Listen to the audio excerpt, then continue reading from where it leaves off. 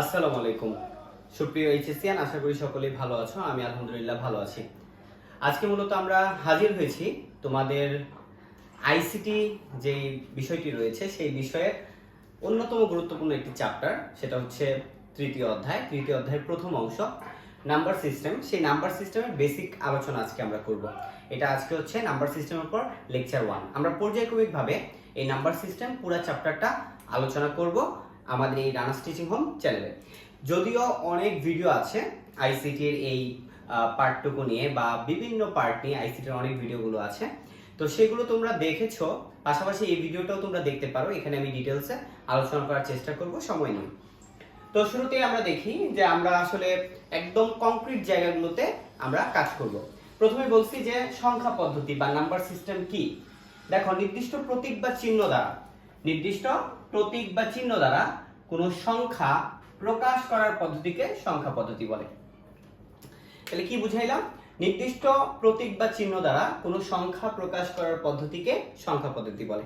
যেমন আমরা একদম ছোটবেলা থেকে আমরা কি করি? আমরা আমাদের 0, 1, 2, 3, 4, 5, 6, 7, 8, 9 এই যে আমাদের 10টা অঙ্ক আছে, এইগুলো দিয়ে কিন্তু আমরা কি করি?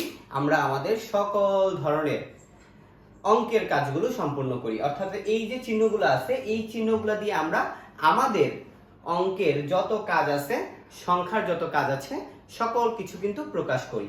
তো যেহেতু আমরা এই চিহ্নগুলো দিয়ে একটা নিয়ম মাফিক এগুলো প্রকাশ করি, তাহলে এই যে চিহ্নগুলো ব্যবহারের মাধ্যমে আমরা একটা পদ্ধতি ব্যবহার করলাম, এইটা হচ্ছে একটা সংখ্যা পদ্ধতি, যেটাকে আমরা দশমিক সংখ্যা পদ্ধতি বলে থাকি। তার মানে কি? নির্দিষ্ট প্রতীক বা চিহ্ন দ্বারা কোনো সংখ্যা প্রকাশ করার পদ্ধতিকে বলে সংখ্যা পদ্ধতি। এই যে নির্দিষ্ট যে আমি কি করলাম, প্রতীক বা চিহ্নগুলো দেখাইলাম, এগুলোর মাধ্যমে আমরা যে কি করে থাকি, আমরা যে সংখ্যা প্রকাশ করে থাকি, সেটাও একটা সংখ্যা পদ্ধতি। সো এখন যেহেতু আমরা সংখ্যা পদ্ধতি কাকে বলে সেটা বুঝতে পারলাম, চলো আমরা একটা ক্লাসিফিকেশনে চলে যাই। ক্লাসিফিকেশনে আসলে আমরা শুরুতেই দেখতে পাচ্ছি যে সংখ্যা পদ্ধতি দুই প্রকার। কয় প্রকার? দুই প্রকার প্রধানত। একটা হচ্ছে পজিশনাল সংখ্যা পদ্ধতি, আর একটা হচ্ছে নন পজিশনাল সংখ্যা পদ্ধতি। আমাদের বেসিক্যালি এই আইসিটির জন্য ইন্টারমিডিয়েটে পজিশনাল সংখ্যা পদ্ধতিটা অনেক বেশি গুরুত্বপূর্ণ, কারণ এটার যে ক্লাসিফিকেশনগুলো আছে সেগুলোর উপরেই আমাদের পরীক্ষায় প্রশ্ন আসবে। তো আমরা প্রথমে পজিশনাল সংখ্যা পদ্ধতি কাকে বলে সেটা নিয়ে আলোচনা করি। যেই সংখ্যা পদ্ধতিতে মৌলিক চিহ্ন, এই যে আমরা যে চিহ্নগুলো ব্যবহার করি, তারপর হচ্ছে বেস বা ভিত্তি এবং উহার স্থানীয় মান থাকে, তাকে পজিশনাল সংখ্যা পদ্ধতি বলে। অর্থাৎ আমরা যে চিহ্নগুলো ব্যবহার করি, আমরা যে বেস মানে হচ্ছে যে কয়টা অঙ্ক থাকে বা টোটাল যে কয়টা চিহ্ন থাকে, সেই কয়টার সমষ্টিকে আমরা বেস বলবো। সেই বেস বা ভিত্তি থাকে, ঠিক আছে? উহার একটা কি থাকে? স্থানীয় মান থাকে। ওই জিনিসগুলোর স্থানীয় মান থাকে, যেটার স্থানীয় মান থাকে সেটাই হচ্ছে পজিশনাল সংখ্যা পদ্ধতি। পজিশনাল সংখ্যা পদ্ধতিকে আবার 4 ভাগে ভাগ করা যায়। আমরা প্রথমে দেখব বাইনারি একটা সংখ্যা পদ্ধতি। এই বাইনারি সংখ্যা পদ্ধতির মধ্যে আমরা মাত্র দুইটা চিহ্ন ব্যবহার করে থাকি। কি কি চিহ্ন ব্যবহার করে থাকি? একটা হচ্ছে 0 আর একটা হচ্ছে 1। যেহেতু আমরা সর্বমোট দুইটা চিহ্ন ব্যবহার করে থাকি, 0 আর 1, তাইলে আমরা বেস কত? 2। যেহেতু দুইটা অঙ্ক আছে বা চিহ্ন আছে, তাই বেস কত? 2। তাহলে আমরা উদাহরণ কিভাবে লিখতে পারি? মনে করো এই যে আমরা একটা কি লিখলাম, একটা বাইনারি সংখ্যা লিখলাম, মনে করো 10101, এবং এটাকে আমরা ব্র্যাকেট দিয়ে এভাবে আমরা বেসটাকে নিচে দিয়ে দিব, তাহলে প্রকাশ পেয়ে যাবে এটা একটা বাইনারি সংখ্যা। এরপর আমরা চলে আসবো অক্টাল, 8 ভিত্তিক সংখ্যা পদ্ধতি। এখানে আমাদের 8টা, কয়টা? 8টা চিহ্ন আছে। 8টা চিহ্ন হচ্ছে 0 থেকে 7। তার মানে এখানে যেহেতু 8টা মোট চিহ্ন আছে, তাহলে এটার বেস কত?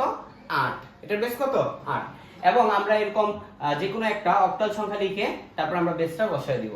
তাহলে এইভাবে আমরা উদাহরণ দিতে পারি অক্টাল সংখ্যার। এরপর হচ্ছে দেখো ভাইয়ারা, ডেসিমাল বা দশমিক সংখ্যা পদ্ধতি, যেটা আমরা একদম ছোটবেলা কেজি থেকে পড়াশোনা করে আসতেছি, এই সংখ্যা পদ্ধতিতে আমরা কিন্তু করে আসতেছি। এবং এই সংখ্যা পদ্ধতিতে আমরা সবাই জানি যে আমাদের টোটাল 10টা চিহ্ন থাকে 0 থেকে 9 পর্যন্ত। এবং এই 10টা চিহ্ন যেহেতু থাকে, তার মানে এই দশমিক সংখ্যা পদ্ধতির বেস হচ্ছে 10। তাহলে আমরা লিখলাম 590। এখানে আমরা যখন বেসটা 10 দিয়ে দিলাম, তার মানে এটা হচ্ছে একটা দশমিক সংখ্যা। এরপর হচ্ছে হেক্সাডেসিমালে হচ্ছে টোটাল 16টা চিহ্ন বা অঙ্ক থাকে। আমরা দেখি 0, 1, 2, 3, 4, 5, 6, 7, 8, 9 পর্যন্ত, অর্থাৎ দশমিকের প্রথম 10টা। এরপরে থাকে হচ্ছে A B C D E F, তাহলে আমরা টোটাল পাচ্ছি কত 16টা। দেখো 10 11 12 13 14 15 16। এখন এ হচ্ছে আসলে 10 এর সমতুল্য, বি আসলে হচ্ছে 11 সমতুল্য, সি হচ্ছে 12 সমতুল্য, ডি হচ্ছে 13 সমতুল্য, আর হচ্ছে তোমার ই হচ্ছে 14 সমতুল্য, আর এফ হচ্ছে কি 15 সমতুল্য। সো আমরা বুঝতেই পারতেছি যে আমাদের হেক্সাডেসিমেলে টোটাল 16টা চিহ্ন থাকে, তাই হেক্সাডেসিমেলের বেস হচ্ছে 16। যেমন আমরা লিখলাম একটা হেক্সাডেসিমেল উদাহরণ দিলাম আমরা F to C। এই যে দেখো F to C লিখে যখন আমরা এখানে 16 দিয়ে দিলাম বেস, তার মানে এটা একটা হেক্সাডেসিমেল সংখ্যা হয়ে গেল, কারণ F আছে, 2 আছে, C আছে।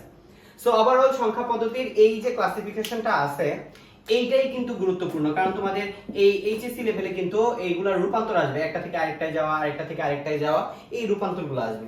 এরপর আছে হচ্ছে নন পজিশনাল সংখ্যা পদ্ধতি। এটা আমি বলি, তোমরা দেখো যেই সংখ্যা পদ্ধতিতে মূলত আমরা যেই ব্যবহৃত আমাদের মানগুলো আছে সেই মানগুলোর চিহ্ন বা বেজের যেটার স্থানীয় মান থাকে না, মানে মূল কথা এই সংখ্যাটার মধ্যেই যেটা আসলে স্থানীয় মান থাকে না, সেটা হচ্ছে নন পজিশনাল সংখ্যা পদ্ধতি। সো আশা করি তোমরা বুঝতে পেরেছো, টোটাল বিষয়টা বুঝতে পেরেছো সংখ্যা পদ্ধতি কাকে বলে, সংখ্যা পদ্ধতি কত প্রকার ও কি কি, কোনটা গুরুত্বপূর্ণ, এবং 4 প্রকার যেই পজিশনাল সংখ্যা পদ্ধতি আছে যেটা আমাদের পরীক্ষার জন্য খুবই গুরুত্বপূর্ণ, সেইগুলা আশা করি একদম এক্সাম্পল সহকারে, বেস সহকারে তোমরা বুঝতে পেরেছো। আর একটা ইম্পর্টেন্ট জিনিস, বেস তোমরা কিন্তু বুঝতে পেরেছো।